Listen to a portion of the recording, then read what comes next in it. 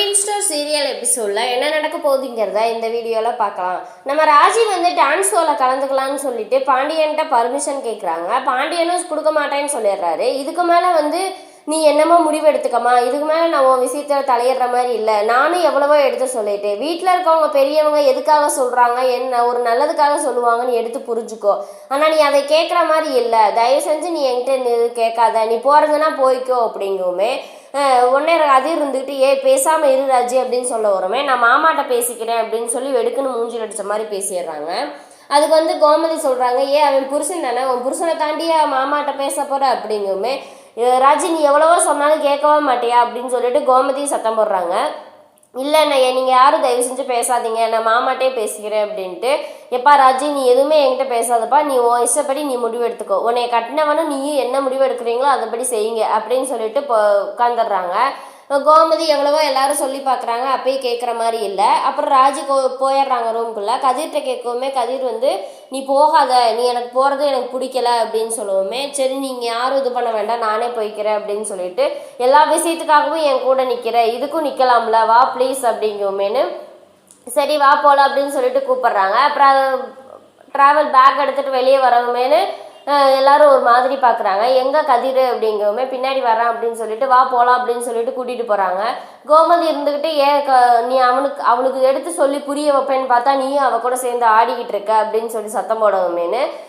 ஒன்றும் இல்லைம்மா நாங்கள் கிளம்புறோம் அப்படின்னு சொல்லிட்டு கூட்டிகிட்டு போயிடுறாங்க. போகிற வழியில் கதிர் எவ்வளவோ சொல்லி பார்க்குறாங்க. வேண்டாம் ராஜி தயவு செஞ்சு சொன்னால் கேளு, போக வேண்டாம், எனக்கு நீ கலந்துக்கிறது எனக்கு பிடிக்கல, ஆனால் வீட்டில் இருக்கவங்க எல்லாரும் கோவப்படுவாங்கன்னு தான் நான் உன் கூட வந்தேன், மற்றபடி எனக்கு நீ போகிறது எனக்கு பிடிக்கல, வேண்டான்னு தயவு செஞ்சு சொல்கிறேன் கேளு அப்படின்னு சொல்லுவோமோ. அதெல்லாம் எனக்கு தேவையில்ல, நீ வர்றதுன்னா வா, இல்லைன்னா நானே போய்க்கிறேன் அப்படின்னு சொல்லிட்டு நம்ம ராஜி போயிடுறாங்க.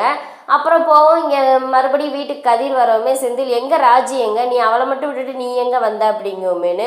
இல்லை அவனை எவ்வளவோ எடுத்து சொல்லி பார்த்தேன், ஆனால் அவள் கேட்க மாட்டேன்ட்டா, போயிட்டா, அவளா போயிட்டா அப்படிங்குமேனு.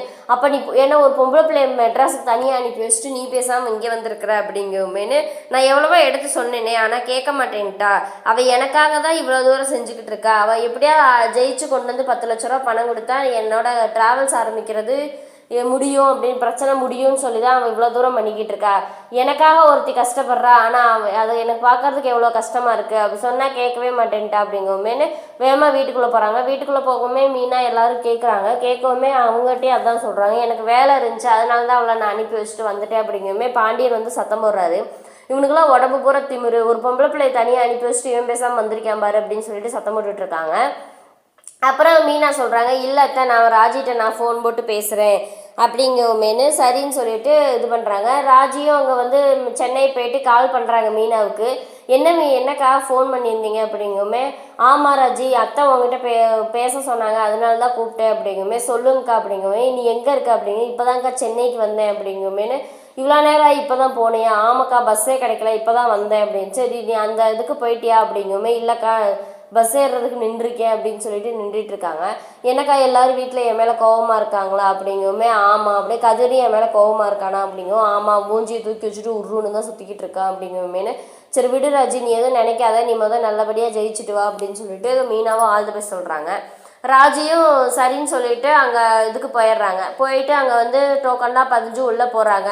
இதுக்கப்புறம் ராஜிக்கு வர பிரச்சனையை வந்து எப்படி சமாளிக்க போகிறாங்கிறத வந்து அடுத்த வீடியோவில் பார்க்கலாம். இந்த வீடியோ பிடிச்சிருந்தா மறக்காமல் லைக் பண்ணுங்கள், சப்ஸ்கிரைப் பண்ணுங்கள்.